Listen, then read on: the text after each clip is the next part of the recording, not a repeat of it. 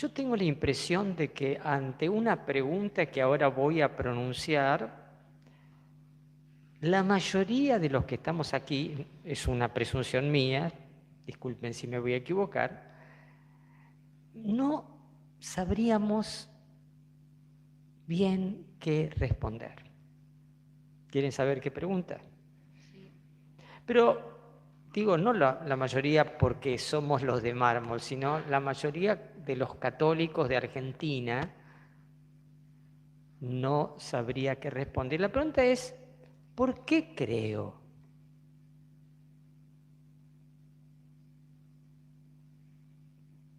Porque podríamos suponer esta respuesta. Yo creo porque lo siento, siento fe. El problema es de que si lo creo porque lo siento, es qué pasa cuando no lo sienta. De hecho, les cuento, esto está como estudiado, no con estadísticas ultra precisas, pero sí que uno de los problemas por los cuales hay una deserción en la fe, sobre todo en la adolescencia y juventud, es porque no lo siento. Ya no lo siento. Entonces ya no creo. Nosotros, en general, los católicos, frente a esta pregunta, ¿por qué creo?, no tenemos respuestas por dos razones. Fundamentalmente porque nuestra fe es, en general, una fe tradicional, y yo creo porque en mi casa creían y porque me hicieron católico desde chiquitito, y no digo que esté mal, pero esa tradición no la terminé de asumir yo personalmente. Entonces, es una inercia que dura mientras dure.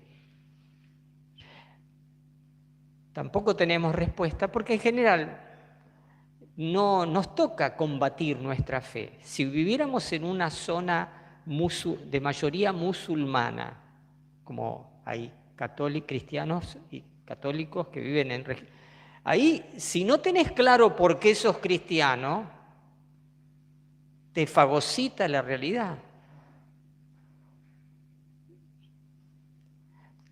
También, si tu fe fuera una fe, de alguna manera, que lucha por transmitirse, ¿no? y te expones incluso a la maledicencia, que pueden ser burlas, etcétera, por creer, ahí más vale que tu fe, acrisolada por el combate de la transmisión, crece y se fundamenta.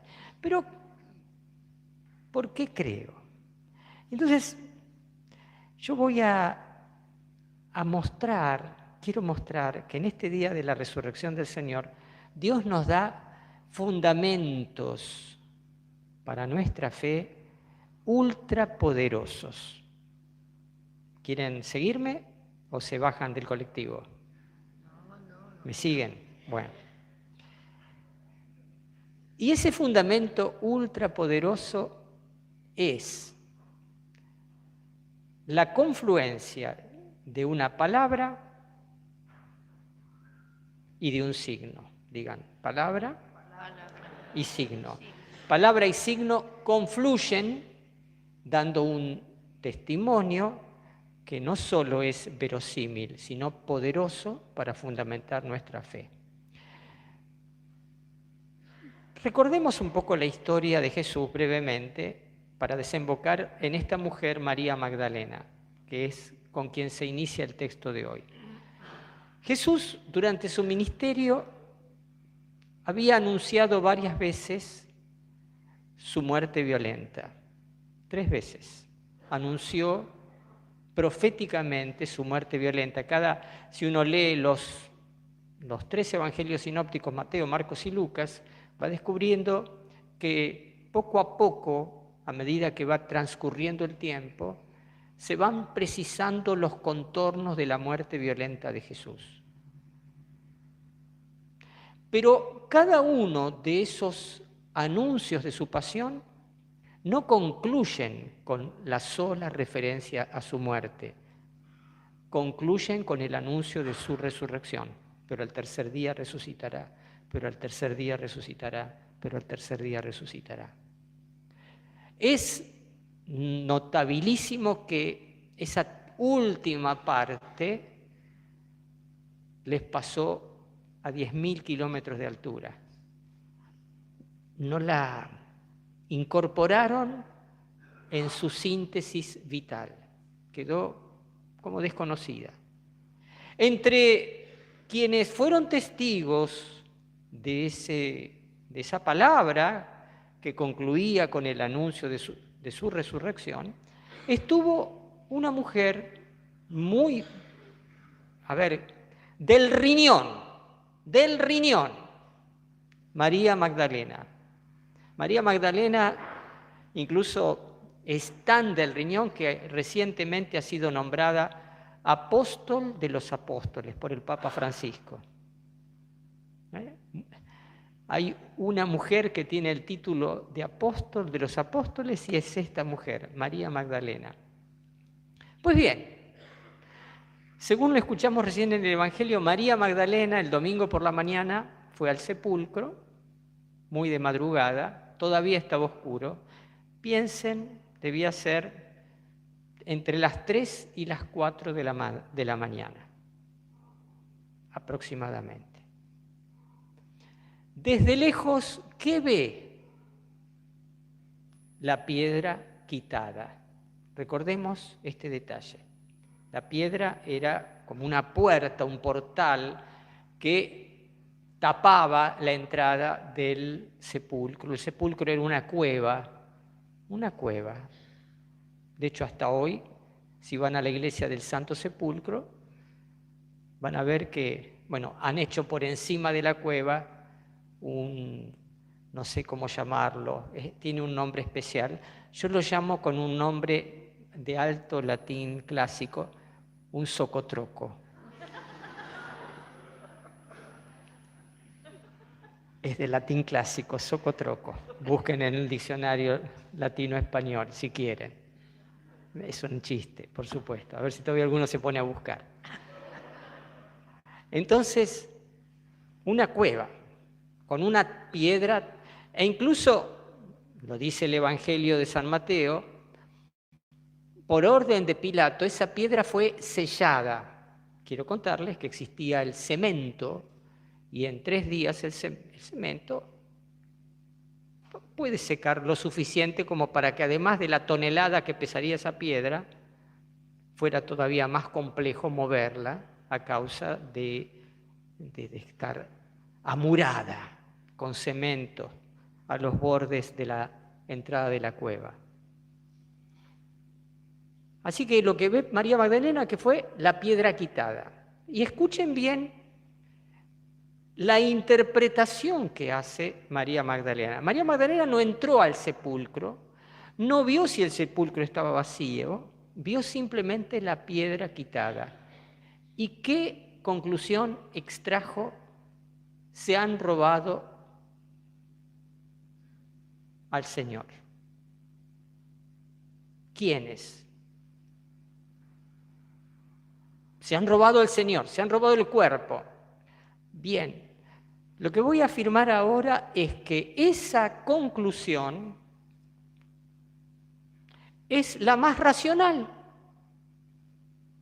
María Magdalena no se sube a una idea descabellada, el robo de un cuerpo de un muerto. No. Se sube a una idea racional. ¿Por qué? Porque en aquel entonces no era tan extraño que se anduvieran haciendo profanaciones de cuerpos muertos. Les cuento, estuve investigando ese tema. En Egipto, particularmente el robo de cadáveres, perseguía motivos económicos. Se saqueaban las tumbas porque muchas veces, mejor no preguntemos en el cementerio de Calzada qué pase, o de Lomas, o de Lanús, Pero en aquel entonces, bueno, acá saquean las tumbas para ver si hay algún anillo de oro y esas cosas, ¿viste?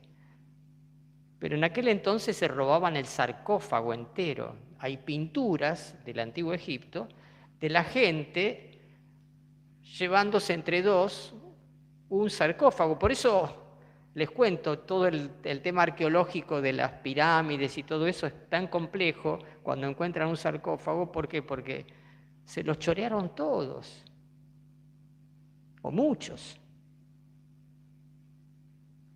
Digo, se robaban los cuerpos. Eso en el mundo egipcio. ¿Qué pasaba en el mundo greco-romano? Más cercano, en parte, al contexto bíblico. Se robaban los cadáveres para el uso de prácticas esotéricas. Digo, esto era bastante más común de lo que... Por eso se sellaban las tumbas. Por eso incluso en el derecho romano, les cuento, el robo del cadáver es uno de los delitos elencados en los códigos de derecho, castigados con la muerte o con un castigo congruo al delito cometido.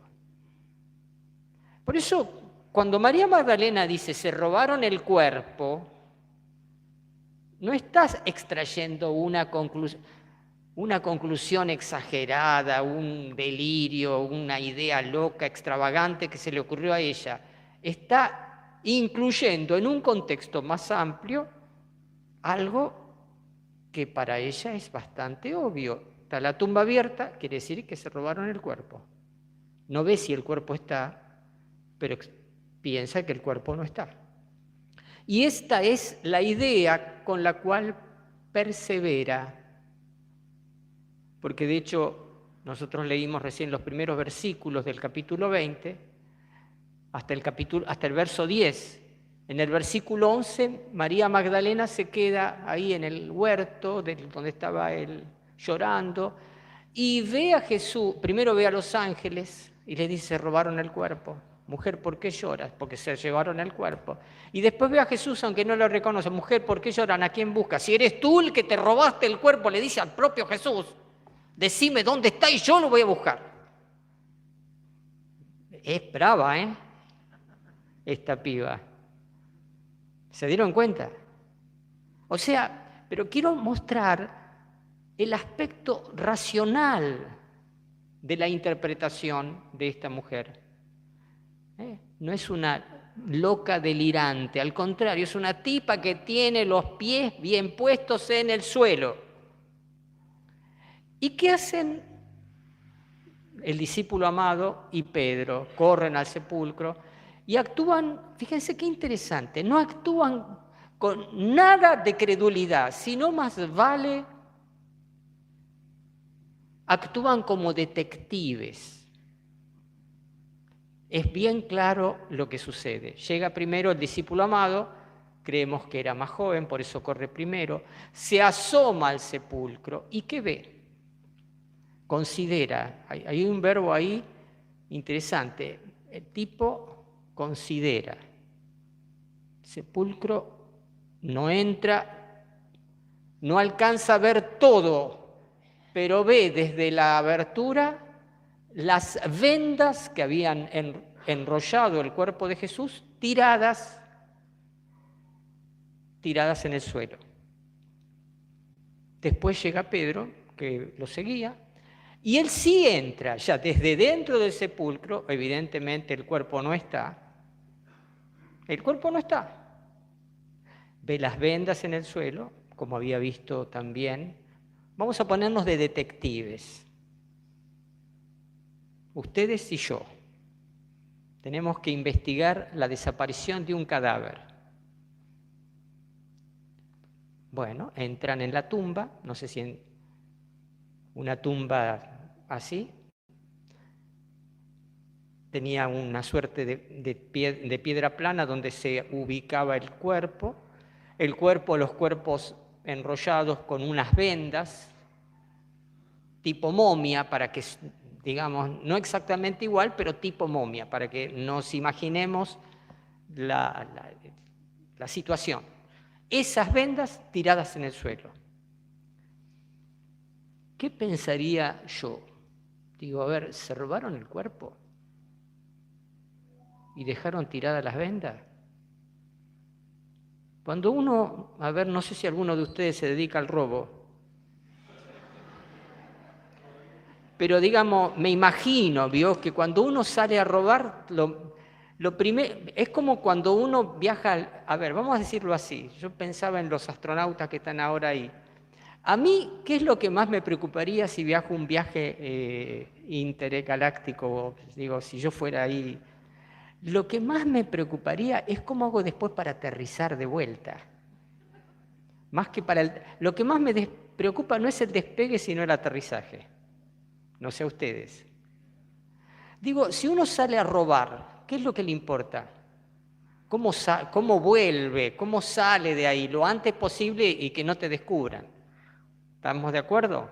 No, me imagino que todos ustedes tienen mucha experiencia al respecto y acuérdense cuando se copiaban en los exámenes, que nunca poca gente se confesó de que se copió en los exámenes, ¿eh? Pecados no confesados, ¿eh? No nos descubra, Padre. Bueno, cuando te copias en un examen, ¿qué es lo que buscas? Que no te vean. ¿No es cierto?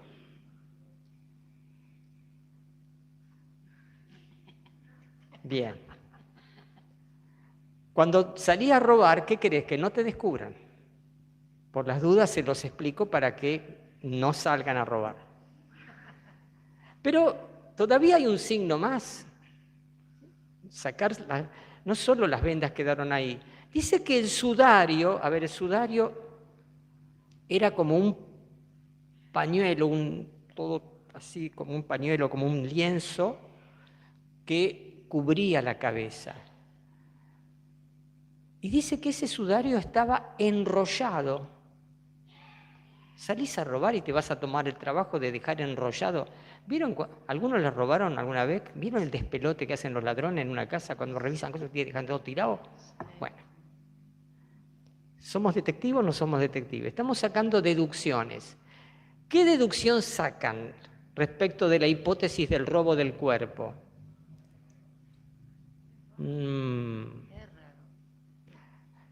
Digan, parece que no, parece que no. ¿Dónde están los detectives?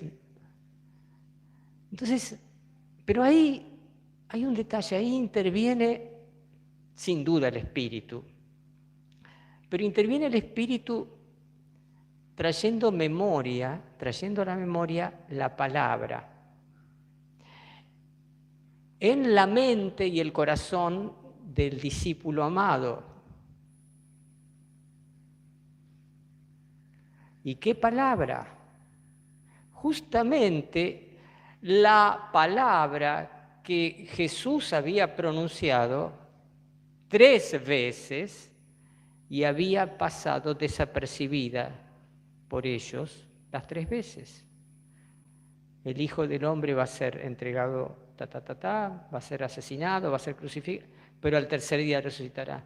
El Hijo del Hombre, pero al tercer día resucitará. El Hijo del Hombre, pero al tercer día resucitará. Les dije, la fe es la confluencia de una palabra y de un signo. Palabra que había anunciado la resurrección, y el signo, ¿cuál es?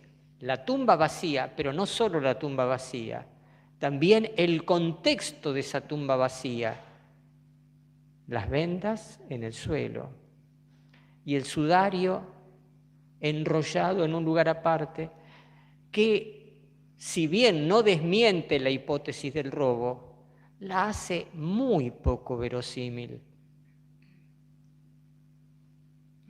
Nuestra fe, la fe de los discípulos y la nuestra, se apoyan en esa confluencia de una palabra y de un signo. una palabra que dice inequívocamente la resurrección y el signo que lo muestra equívocamente. Una palabra inequívoca y un signo equívoco confluyen en la situación racional por la cual el acto de fe no es un suicidio de la inteligencia, sino una consecuencia lógica de la inteligencia. Quiero leerles algo que encontré recién hace un ratito, me pareció genial.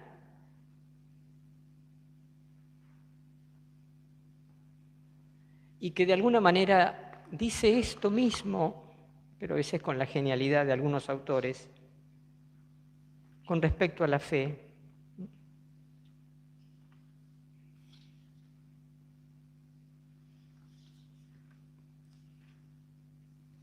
Miren qué lindo, ¿no? Dice el tema de Juan 20 es el texto que recién leímos, es la relación entre el ver, vio las vendas, el sudario, la tumba vacía, vio y creyó. Se ve un hecho, la tumba vacía, las vendas en el suelo, el sudario enrollado. Se ve un hecho y se cree en lo que significa. El hombre es el que sabe leer la realidad. Todo evento es una señal, que es significativa solo para el que lo entiende. La fe no es ciega, es la inteligencia que capta el significado de los hechos. Repito esta frase. La fe no es ciega, es la inteligencia que capta el significado de los hechos y se da cuenta del por qué son así y no de otro modo. Creer no es credulidad, sino la lectura más razonable de la realidad. Creer no es credulidad, credulidad es, creo que me decís que las vacas vuelan y yo te creo. ¿Por qué? Porque creo. Creer no es credulidad, sino la lectura más razonable de la realidad. Hoy a nosotros se nos ofrece la palabra, ciertamente, la palabra del anuncio, la misma palabra que anunció Jesús, hoy se nos anuncia a nosotros. Y hoy el signo, hay un signo histórico que es el signo que ellos vieron, pero también esto, la reunión de los hermanos que creen. Esta reunión, y uno podría decir, las decenas o centenares de miles de reuniones como estas de hermanos celebrando hoy o habiéndolo celebrado un poco más temprano según los usos horarios de cada región. Esto mismo. Y no solo es esta reunión sincrónicamente de este día 5 de abril del año 2026, es desde Cristo, desde aquel domingo hasta hoy ininterrumpidamente.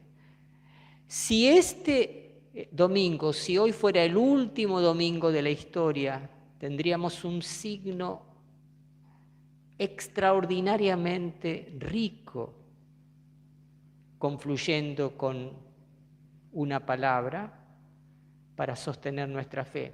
Empecé preguntándote, ¿por qué crees?